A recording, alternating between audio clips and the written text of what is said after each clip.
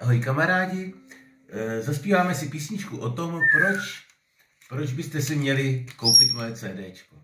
Třeba proto, že tam vůbec neuslyšíte pískat našeho papouška, ale uslyšíte tam spoustu jiných krásných věcí.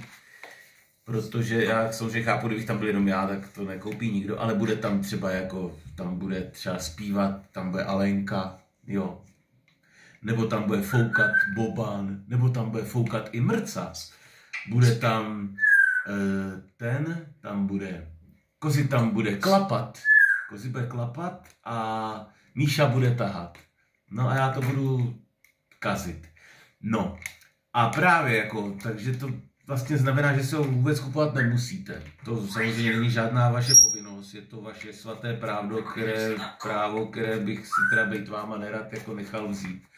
A navíc vůbec si to CDčko nemusíte kupovat, stačí jenom když pošlete prachy a řeknete ahoj nebo tak. No. Tak jo, tak já zahraju tu písničku o tom proč, jo, a nebo ne.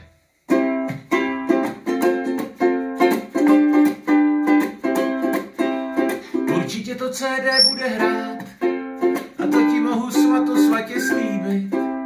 Akorát se teda může stát, že se ti to nebude moc líbit a v tom případě můžeš si ho dát na stůl třeba jako pivní táce anebo na zahradu na akát, aby ti ho nevožíral racek, anebo na zahradu na rybíz, aby ti ho nevožíral špaček, anebo si ho nekupuj, stačilo by, kdybys poslal jen pár kaček. Dík.